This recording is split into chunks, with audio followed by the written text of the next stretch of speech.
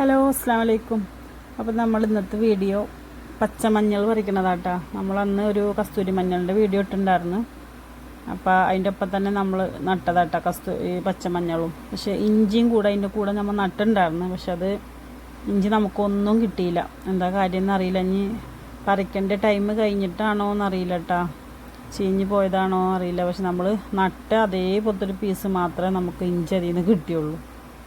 പിന്നെ നമ്മൾ വേറെ നട്ടുണ്ടായിരുന്നു, പക്ഷെ അതിൽ നിന്നൊന്നും അത് കിട്ടിയില്ല നമുക്ക്. ഇഞ്ചി പ്രാവശ്യം നമുക്കൊന്നും കിട്ടിയില്ല. മഞ്ഞൾ നമുക്ക് എന്തായാലും പറിച്ച് വെക്കാം. അത് നമ്മൾ ബക്കറ്റിലാണ് വെച്ചത് കേട്ടോ. ചാക്കിലൊക്കെ വെക്കാം, കുഴപ്പമില്ല. ചെറിയ 2 ബക്കറ്റിലായിട്ടാണ് വെച്ചത്. പക്ഷേ കുറച്ചൊക്കെ ചീഞ്ഞ് പോയിട്ടുണ്ട്. നമ്മൾ പറിക്കേണ്ട ടൈം കഴിഞ്ഞിട്ടാണ് നമുക്ക് കറക്റ്റ് അറിഞ്ഞുകൂടായിരുന്നു. ഇപ്രാവശ്യം നമ്മൾ എന്തായാലും ഒക്കെ എഴുതി വെച്ചിട്ടാണ് നട്ടിട്ടുള്ളത്. അപ്പോൾ നമുക്ക് കറക്റ്റ് ആ ഒരു വർഷമാകുമ്പോൾ പിന്നെ പറിക്കുന്ന ടൈം തന്നെയാണ് ഇപ്പോൾ. ആ ടൈമാകുമ്പോൾ നമുക്കറിയാമല്ലോ. അപ്പോൾ നമുക്കങ്ങനെ പറിച്ച് നോക്കാം.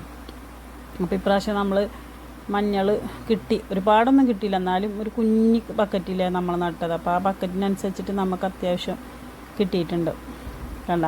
പിന്നെ നമ്മൾ പ്രത്യേകിച്ചിട്ട് ഇതിന് വളമൊന്നും കൊടുക്കണില്ലെങ്കിൽ കൂടി നമ്മൾ കരിയിലല്ലേ, ഇലയാണ് നമ്മൾ അടിയിലിട്ടിട്ട് അതിൻ്റെ മുകളിൽ മണ്ണിട്ടിട്ട് കസ്തൂരി മഞ്ഞൾ നട്ടത് കാണിച്ചിട്ട്, അതുപോലെ തന്നെ നമ്മൾ ഈ മഞ്ഞളായാലും ഇഞ്ചി ആയാലൊക്കെ നമ്മൾ അങ്ങനെ തന്നെ ഇടുന്നത്. എന്നാലും നമുക്ക് അതിനനുസരിച്ചിട്ട് കിട്ടിയിട്ടുണ്ട് കേട്ടോ. നമ്മളിതുപോലൊരു 5-6 ചാക്കിലൊക്കെ നടണമെങ്കിൽ നമുക്ക് അത്യാവശ്യത്തിന് മഞ്ഞൾ കിട്ടും. നമുക്കപ്പോൾ പൊടിപ്പിച്ചിട്ട് നമുക്ക് വീട്ടിലേക്ക് ആവശ്യത്തിനായിട്ട് നല്ല മഞ്ഞൾപ്പൊടി തന്നെ നമുക്ക് യൂസ് ചെയ്യാൻ പറ്റും. അപ്പോൾ അത് കഴുകിയിട്ട് ഞാൻ കാണിച്ചു തരാം. നമുക്ക് ഒത്തിരി കിട്ടിയിട്ടുണ്ട്. പിന്നെ നമുക്കിതിന് മുന്നത്തെ കുറച്ച് മഞ്ഞൾ നമ്മളുടെ ഇവിടെ ഇരിപ്പുണ്ട്. അപ്പോൾ അതും ഇതും കൂടി നമുക്ക് മില്ലിൽ നിന്ന് നമുക്ക് പൊടിക്കാമെന്ന് വിചാരിച്ചിരിക്കുന്നുണ്ട്. അപ്പോൾ ഇത് നമ്മൾ ഇത്രയും കിട്ടിയിട്ടുണ്ട്. അപ്പോൾ ഇത് നമ്മൾ വിത്തിന് കുറച്ച് മാറ്റി വെച്ചിട്ടുണ്ട് കേട്ടോ. ഇത് ചെറുതാക്കി ബട്ടൺസ് പോലെ അരിഞ്ഞിട്ട് നമ്മൾ നല്ല കനം കുറച്ച് അരിഞ്ഞിട്ടുണ്ടെങ്കിൽ വേഗം നമുക്ക് ഉണങ്ങി കിട്ടും കേട്ടോ. അപ്പോൾ അങ്ങനെ നമ്മൾ ഉണക്കിയെടുക്കുക. പിന്നെ ഇത് വേറെ എന്താ പറയുക, നമ്മൾ അരച്ചിട്ട് നമുക്ക് വേണമെങ്കിൽ അങ്ങനെ വേണമെങ്കിൽ മിക്സിയിലൊന്ന് അടിച്ചിട്ട് അരച്ചിട്ട് ഉണക്കിയെടുക്കുക. അങ്ങനെ വേണമെങ്കിൽ ചെയ്യാം, അതും വേഗമാണ്. പക്ഷെ അത് ഇതിനേക്കാൾ റിസ്ക്കാണ്. കാരണം അത് ഇത്തിരി ഉണക്കൊക്കെ കുറഞ്ഞു കഴിഞ്ഞാൽ സ്മെല്ലൊക്കെ വരും. ഇതല്ല, ഇത് നമുക്ക് നന്നായിട്ട് തന്നെ ഉണക്കി നമുക്ക് മിക്സിയിൽ തന്നെ വേണമെങ്കിൽ പൊടിച്ചെടുക്കാം. പിന്നെ ഇവിടെ ഓൾറെഡി ഇവിടെ മഞ്ഞൾ ഉള്ളതുകൊണ്ട് അത് കൂടെ പൊടിക്കാമെന്ന് വിചാരിച്ചിട്ടാണ്. ഇത് നമ്മൾ കുറച്ച് വിത്തിന് മാറ്റിയിട്ടുണ്ട് കേട്ടോ. അപ്പോൾ ഇപ്രാവശ്യം നമ്മൾ ചാക്കിൽ നമ്മളെ സെറ്റ് ചെയ്തിട്ട് ചാക്കിൽ വെക്കാനാണ്.